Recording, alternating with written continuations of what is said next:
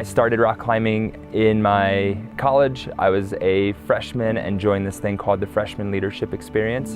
And through that program, I learned how to start using the ropes and the different gear to go climbing. When I choose the rock climbing gear that I use, I want to make sure that it's durable and that it's the best equipment that I can get, because I know it's something that's going to be saving my life. I want it to last a long time. And that same decision goes into me choosing a heart valve. When I chose the On-X valve, I knew that it was one of the best options and that it would last me a long time and be really durable, and that it was the best equipment that I could get. Hi, my name is Bob Smith. I'm from Denver, Colorado, and I had an On-X AAP, or an Ascending Aortic Prosthesis, done when I was 28 years old. I was born with aortic stenosis, so my aortic valve was too narrow, and that was creating some issues with the blood flow going into my body. There weren't a lot of restrictions when I was young. I was supposed to stay away from anaerobic exercises, like lifting weights, but I still played baseball and I was a lifeguard for 5 years. Before 2016, there was no real issues with my heart, and then I was running around with a backpack at like 9,000 feet, and I felt kind of out of breath, and I couldn't regain my breath as easily as I normally could. And then about 2 months after that, I went to my cardiologist, and that's when they did an echocardiogram and realized that the pressure in my heart had doubled that year. My cardiologist basically said that I had about 6 months to find a surgeon and to start getting ready for surgery. And that's when he introduced me to Dr. Miller. We sat down and we looked at all of the options. He gave me a lot of information and then was okay with me going out and doing more of my own research and asking him any questions that I had as I was learning different things.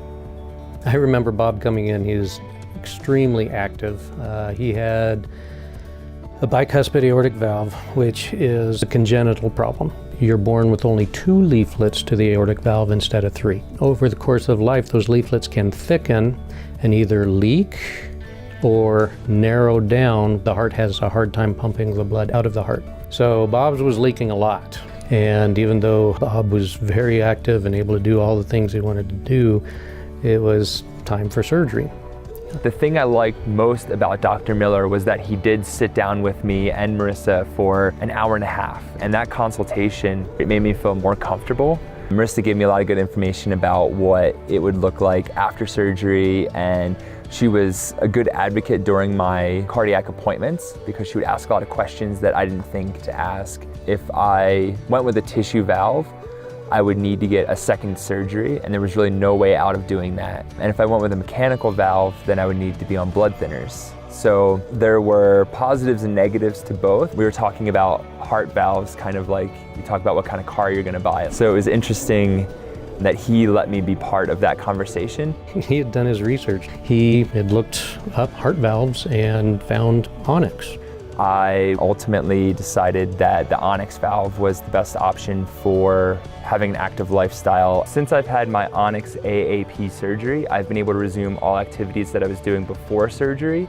And since then, I actually seem like I have more energy than I did before I got the surgery.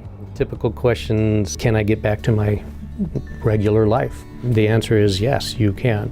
People have climbed to top of Mount Everest on warfarin. People have run marathons on warfarin, triathlons. Before I started taking blood thinners, I was really nervous about how they would impact my life. I thought that if I got a cut on my skin that I would have a bleeding issue and I wouldn't be able to stop the bleeding. After I started taking blood thinners, I realized that that's not really an issue. When I go rock climbing, I'm constantly cutting my fingers, getting small nicks and scrapes and things like that on my arms and legs. I usually keep a roll of tape on me and a first aid kit. My diet has not changed at all. The thing I usually keep in mind though is that if I'm consistently eating a lot of leafy greens, then I can do that as long as I do it consistently.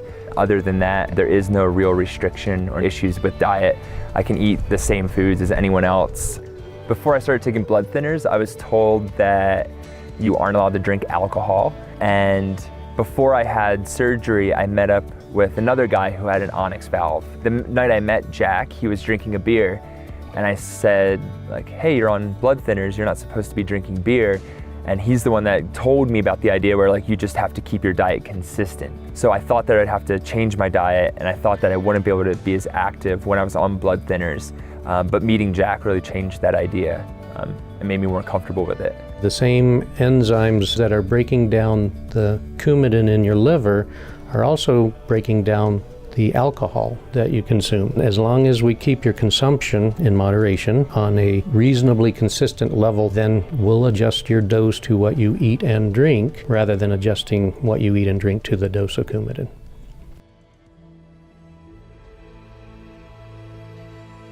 I have more energy now. I feel better going to altitude, and I feel like I can push myself a little bit further and not have to worry about any issues happening. So since I've had my surgery, one of the hardest things to do is find people who are willing to keep up with me all day and go rock climbing as much as I'd like to go.